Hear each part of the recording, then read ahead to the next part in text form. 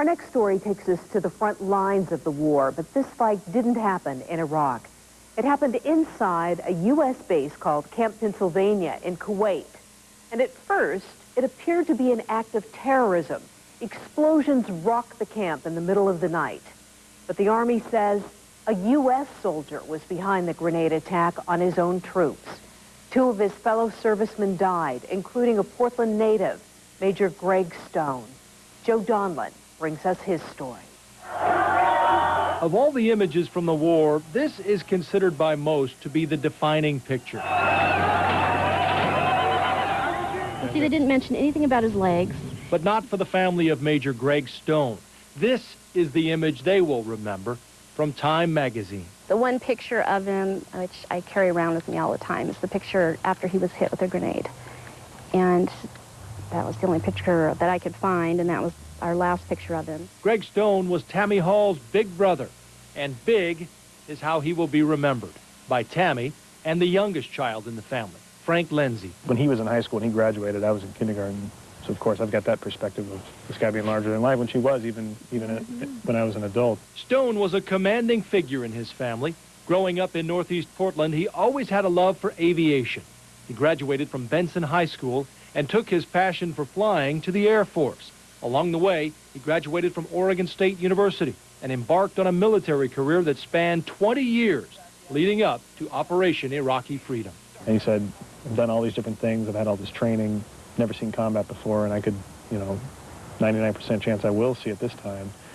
And this is like my final exam, that's what he said. Major Gregg Stone did see combat, but chances are it wasn't what he expected. It wasn't what anyone expected.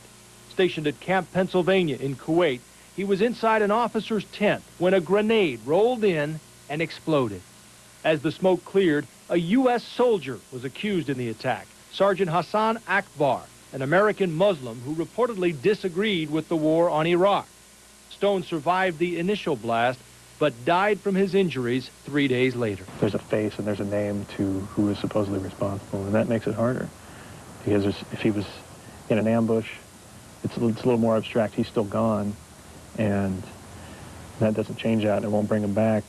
It doesn't matter how he died, but this way there's somebody tangible that we know is responsible, and it's easier to fall into dwelling on that, dwelling on what this one person took away from our family. The United States and our allies have prevailed. And now the latest images, the triumphant president addressing the nation. The emotional homecomings.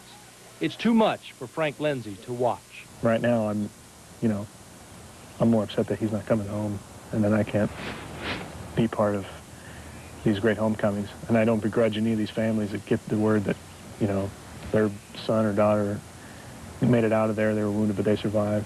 I mean, those are great stories, but they're also very hard to hear.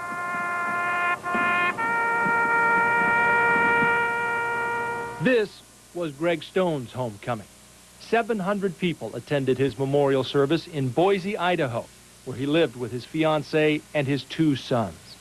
He was buried at Arlington National Cemetery in Washington, D.C. His family says Gregg seemed to know he may not come back, things he said and did right after this picture was taken at the airport as he headed for the Middle East. And, he said goodbye to everybody, and he saved my mom for last, and he hugged her. And he started walking down the walkway to get onto the airplane, and he came back and hugged her again. And that's not like Gregg. So I think he knew. Frank Lindsay will always cherish an email Gregg sent him the day the war started.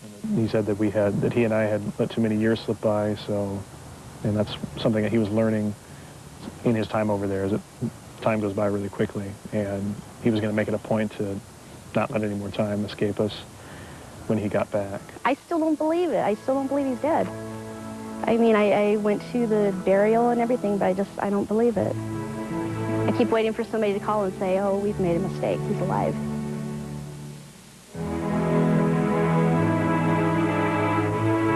The state of Idaho will remember Major Gregg Stone with a silver medallion. Idaho will mint about 10,000 of the silver coins featuring Stone's likeness.